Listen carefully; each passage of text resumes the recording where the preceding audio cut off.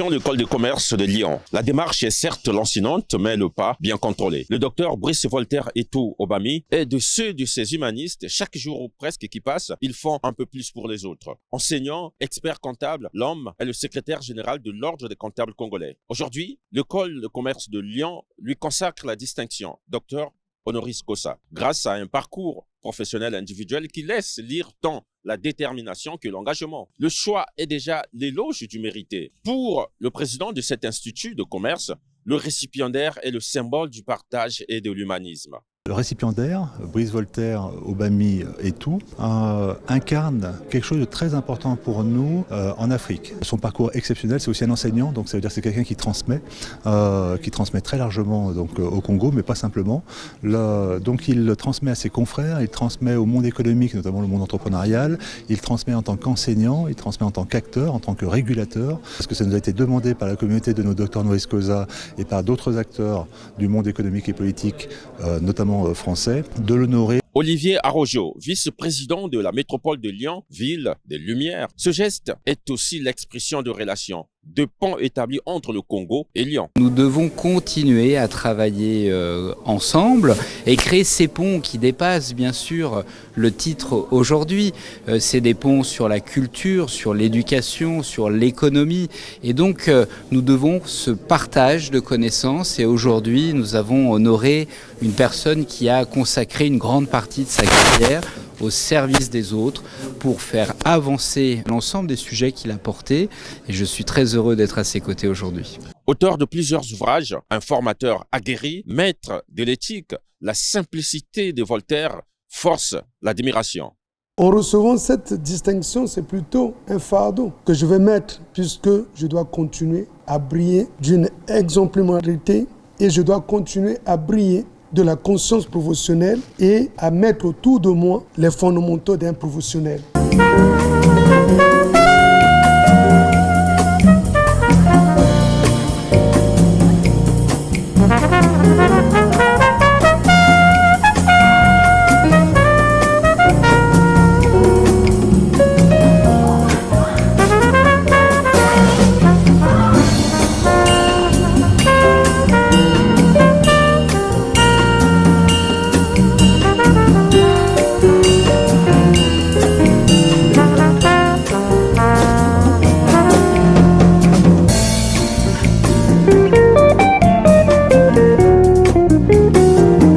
Docteur, nous vous en remercions. Merci à vous donc de nous accorder cette interview. Et donc, c'est ma première fois pour moi de participer ou presque d'assister à cette remise de cette distinction honoris causa.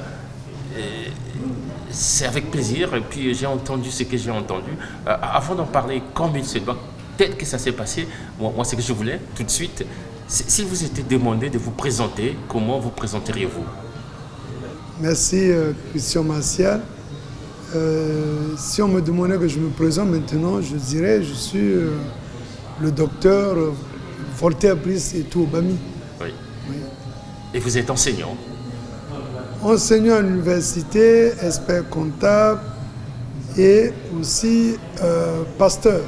Depuis 6 ans, je suis en fin de compte parmi les représentants de l'ordre des experts comptables congolais au Congo. C'était le terme, oui. Voilà. Et au Congo, oui. Mais également la sous-région. Au niveau de la sous-région Afrique, oui. Qu'on appelle la PAFA.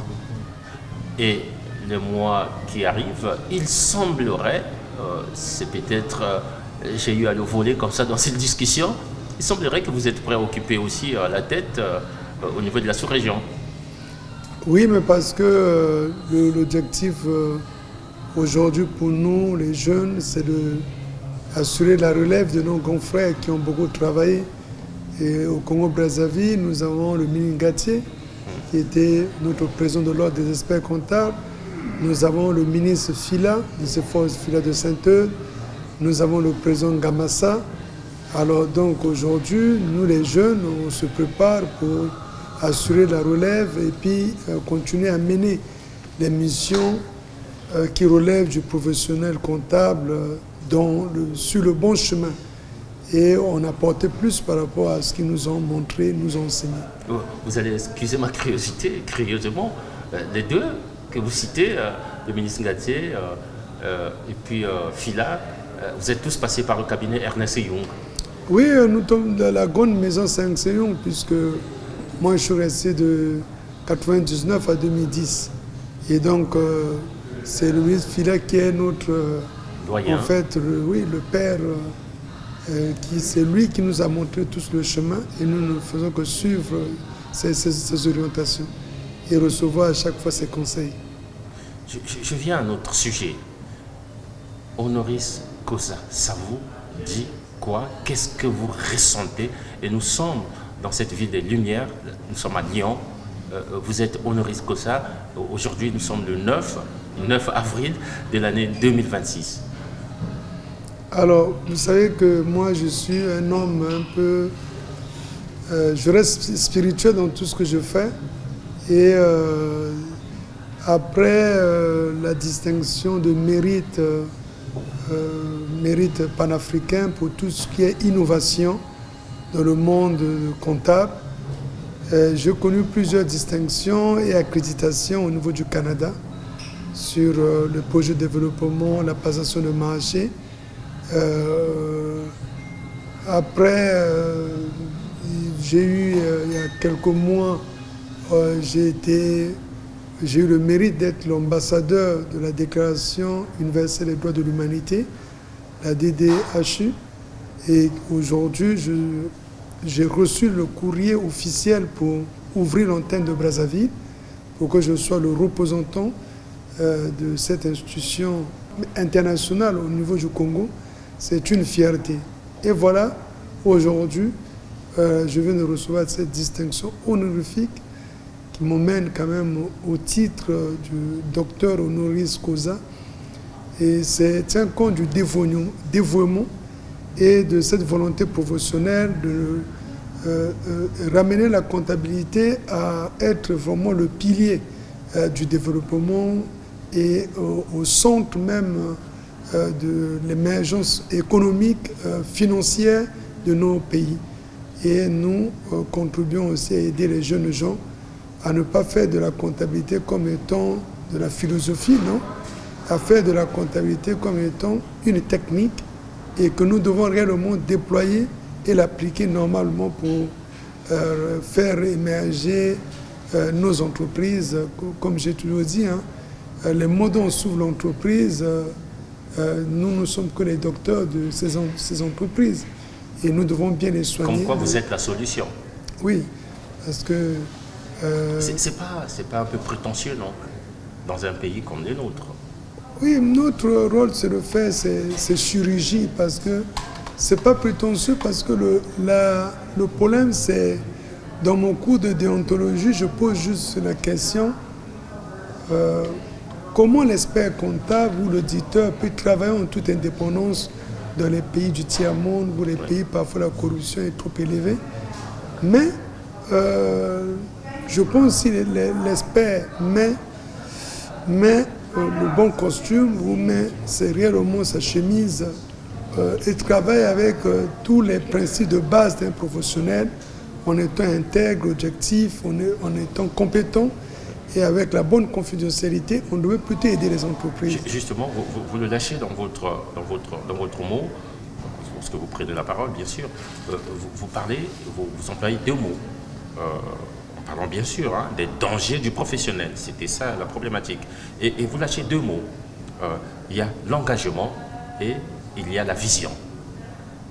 Commençons par l'engagement. C'est dire quoi? Alors l'engagement, c'est une vocation. Vous voyez que quand on accepte d'être militaire, et si on vous dit aujourd'hui, vous devez aller combattre quelque part pour défendre votre pays, et vous y allez, alors que vous avez le risque de ne pas revenir et partir définitivement. Les médecins ont ce qu'on appelle le serment d'Hippocrate, où ils sont là à soigner les vies.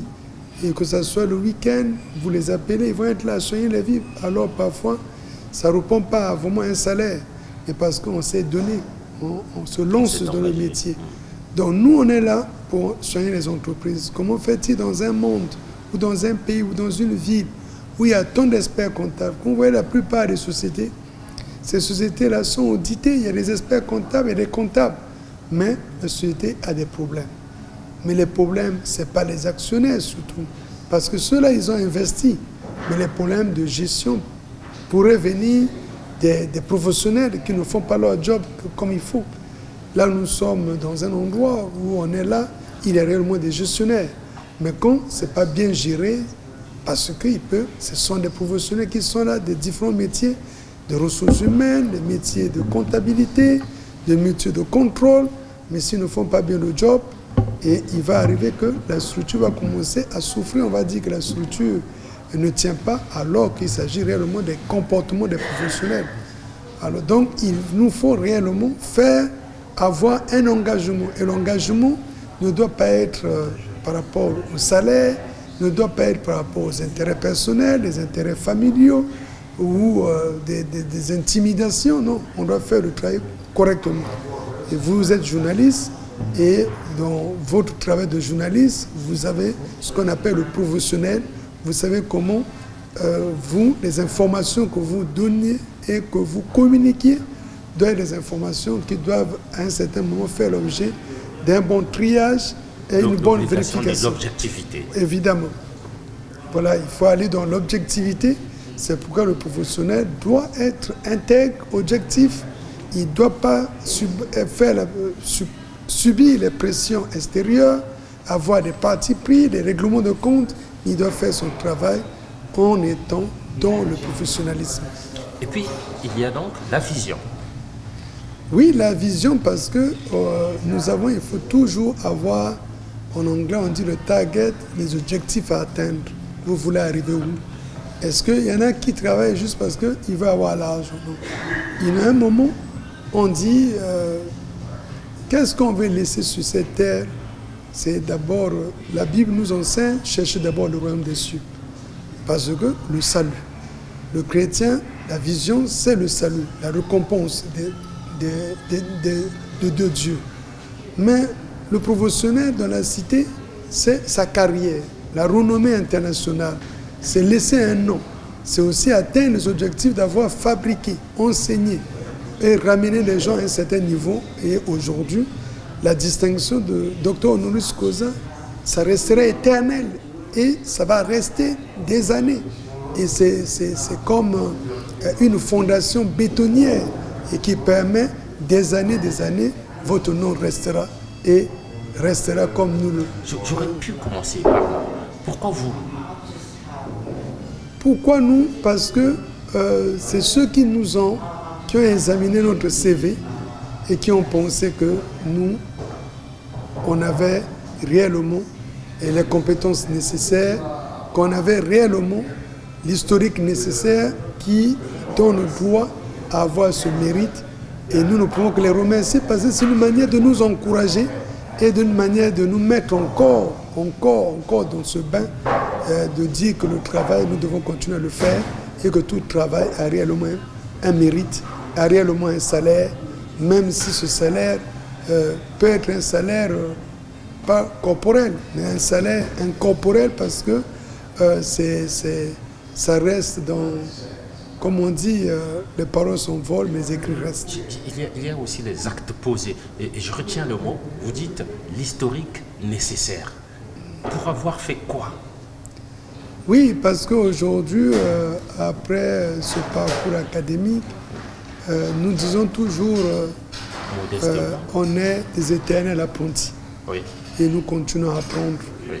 Et aujourd'hui, on est des experts comptables depuis des années, oui, mais on pense toujours être au point zéro. Donc on continue à apprendre, à écrire des ouvrages, à enseigner et à transmettre. Alors je pense que cette reconnaissance n'est qu'une motivation de dire continuer à faire. Et nous allons continuer à faire. Mais je venais aussi à cet apport que vous avez eu, que vous continuez à donner dans la jeunesse congolaise. Lors de votre prise de parole, justement, dans votre discours, ce ne sera peut-être pas avec le même mot, mais je crois avoir entendu une série des actes que vous avez eu à poser envers, sinon pour la jeunesse, pour ne pas parler de vos étudiants.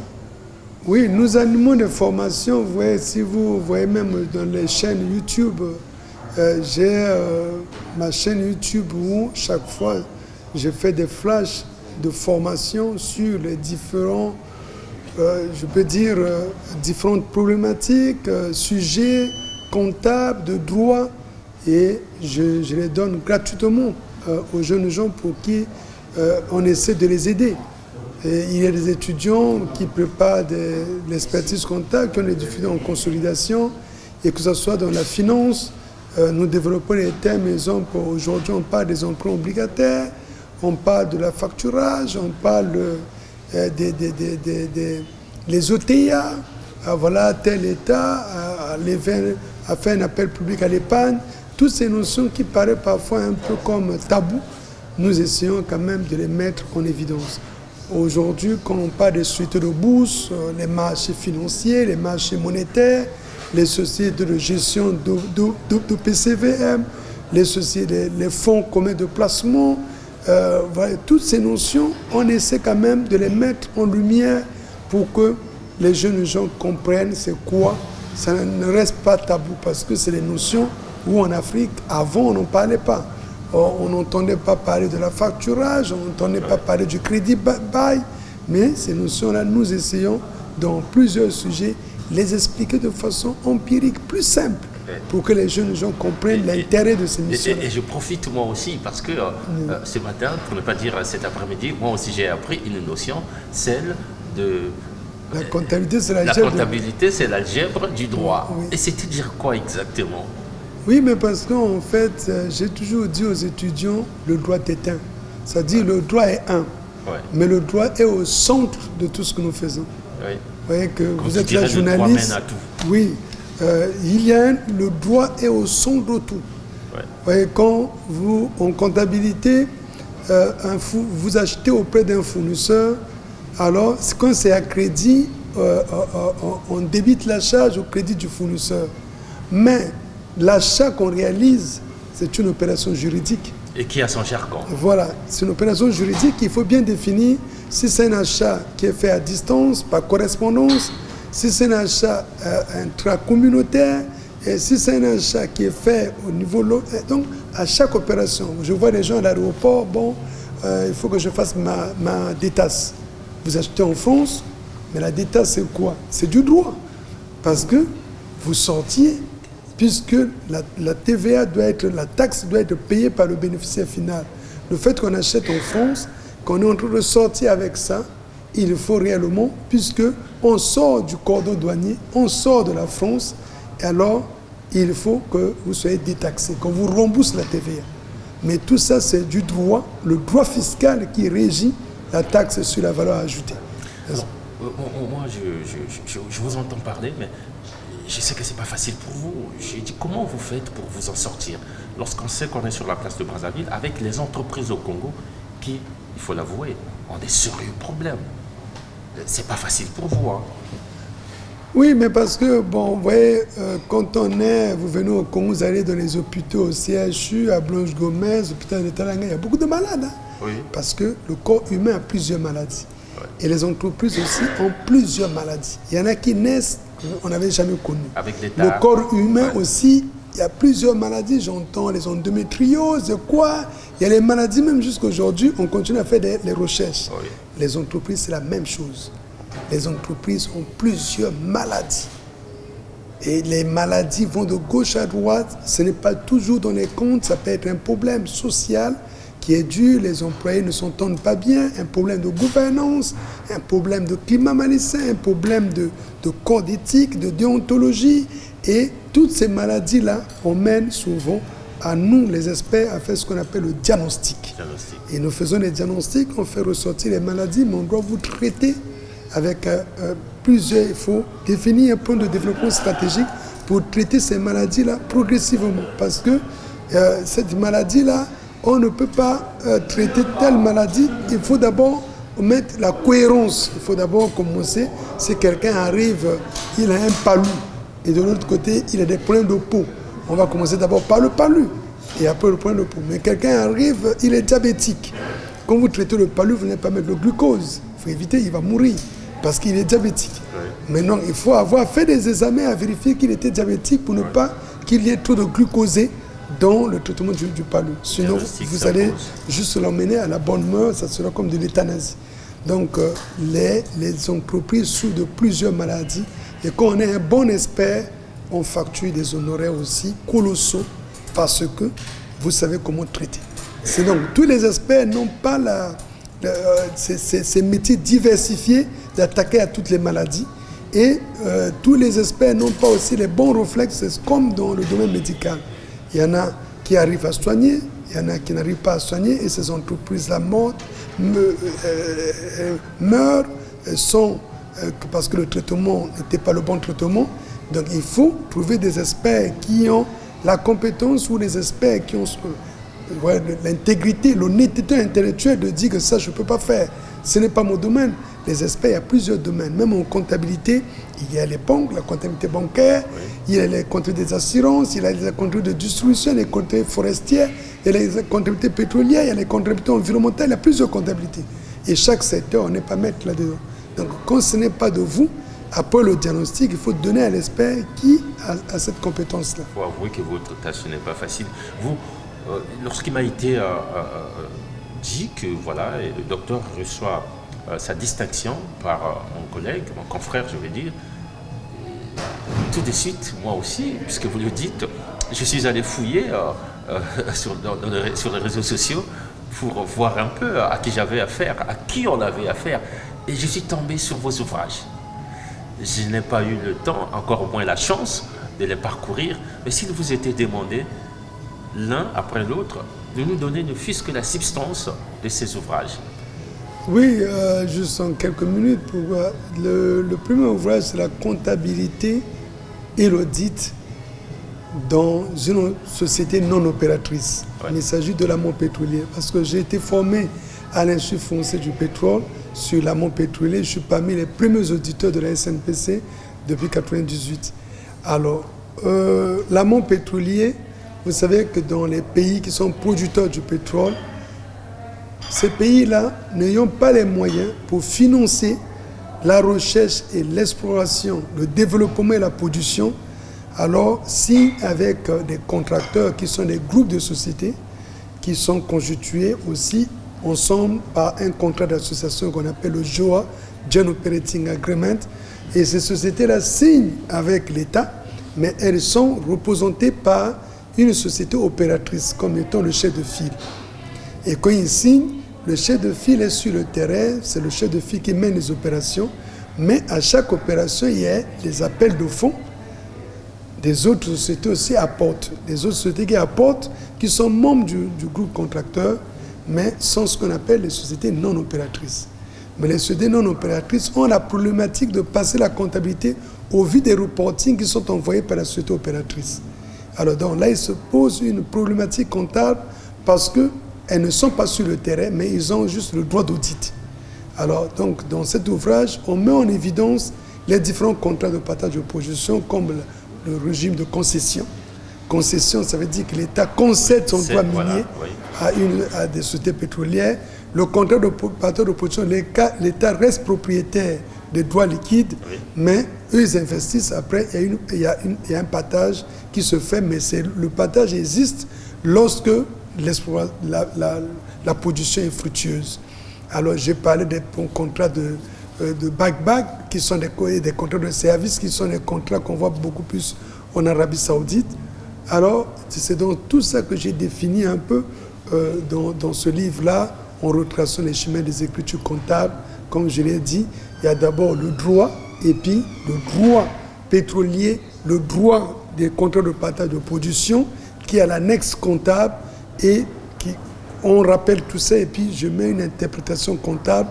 Maintenant, c'est l'interprétation par les chiffres de la comptabilité, comment on passe les écritures de la recherche, de l'exploration, le développement, l'exploitation et jusqu'au partage de la production entre l'État et le groupe contracteur et entre les membres du groupe contracteur, notamment la société opératrice et les non opératrices.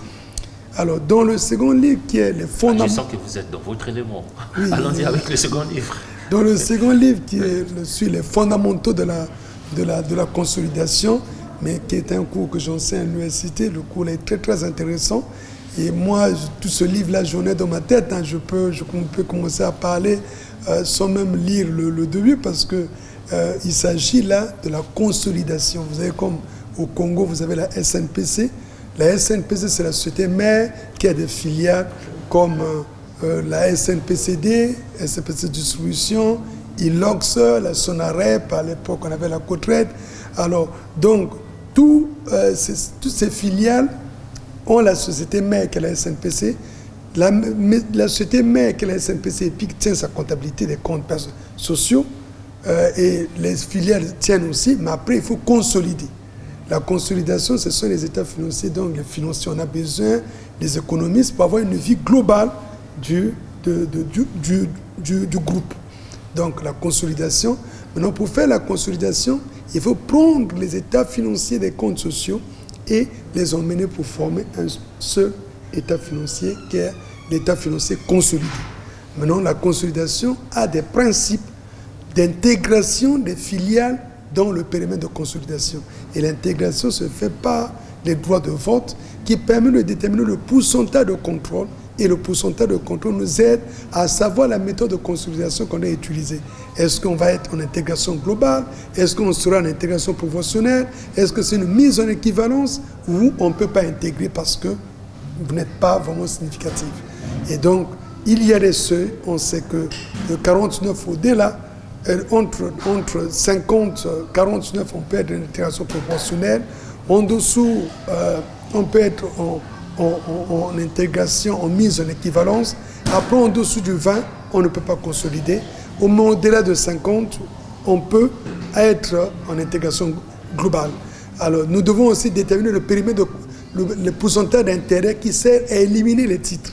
Si je vous détiens, moi je suis la maison mère, je vous détiens, ça veut dire que j'ai les titres dans vous. Oui. Et maintenant que je décide de vous mettre dans le périmètre de consolidation, je dois éliminer les titres pour que nous formions une seule entité. Et je dois éliminer tout ce qu'on appelle comme étant les flux non économiques. Par exemple, si je vous ai facturé, oui, ce que je vous facture, je peux pas. Si je facture à ma filiale, oui, ce flux-là, c'est moi-même. Oui, oui. Alors donc, si je ne peux pas me voir dégager un résultat alors que je facture comme ma propre filiale. Donc les flux-là sont des flux non économiques qu'il faut éliminer. Donc dans ce livre, vous retrouvez les méthodes de consolidation, d'élimination des pourcentages des titres, les écritures, l'homogénéité d'homogénéisation et l'élimination des intercos. Et vous retrouvez aussi les impôts différés qui sont liés, impôts différés actifs ou passifs. Et ce sont les processus de consolidation et qui vous emmènent à avoir les comptes consolidés. Donc tout est bien expliqué, oui, et ça vous permet de mieux évoluer. Vous avez cette démarche assez pédagogique que moi aussi j'ai l'impression de devenir le bon élève. Ah oui, oui. Donc vous avez le bouquin sur... Oui. J'en ai deux qui sont aux éditions La Matin, oui, qui posent sur les livrets fiscaux et sur le guide d'employeur. Oui. Mais ça, je ne sais pas, aux éditions La Matin, mais vous avez des problématiques et solutions aux questions juridiques, fiscales et sociales. Ça, j'avais mis toutes les problématiques. Vous êtes locataire d'un immeuble. Comment vous devez vous comporter? Vous venez créer une société au Congo. Quelles sont les étapes? Ouais. Alors, vous venez louer chez quelqu'un. Comment vous devez faire? Quelles sont vos obligations? Alors, en matière de la taxe sur la valeur ajoutée au Congo, qu'est-ce que vous devez faire?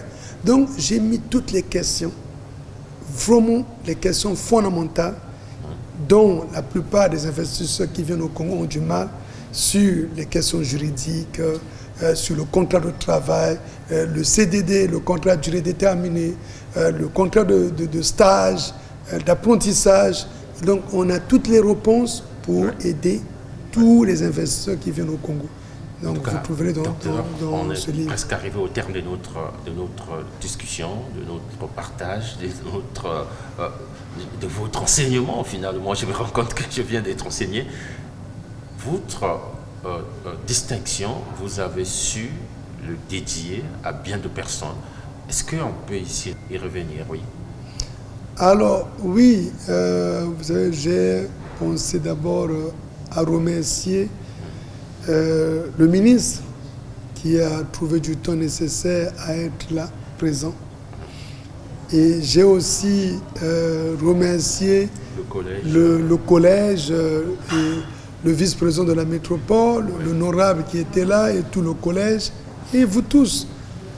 Mais je tiens quand même à dédier cette distinction à sa divinité Papa Simon Kimba Onkiangani, que je ne sais pas si vous le connaissez. Je suis né dedans. Oui, donc c'est notre... Malheureusement, les gens ont du mal à écouter, mais ce n'est qu'une vérité. C'est Dieu le Saint-Esprit. Parce que ces anciens... L'hommage à la vérité ne doit jamais offusquer. Voilà. C'est de lui que vous voyez, quand je parle, à un moment, je m'oublie parce que je sens qu'il m'emporte. Et donc, nous avons eu la chance d'avoir été bénis par lui. Et nous avons cette chance de recevoir ses grâces. Et c'est pourquoi on le dit toujours, on est fiers de le dire qu'on est des savants. Parce qu'on a ses bénédictions. Hier, j'ai parlé avec lui, il m'avait dit, hier soir, il faut aller, je serai avec toi. Et j'ai senti qu'il est toujours là, il est présent parmi nous. Donc, sans lui, ma tête est vide. Voilà, c'est par lui que je pense qu'on en fera encore plus que ça. Donc voilà, je dédie cette distinction à sa divinité Papa Simon Kimba Onkiangani. Docteur, nous vous en remercions. Merci à vous donc de nous avoir accordé cette interview qui fait à la fois office d'une émission. Homme de foi, les traits facilement remarquables chez le récipiendaire sont la modestie et, oui, le souci pour l'avenir de la jeunesse de son pays.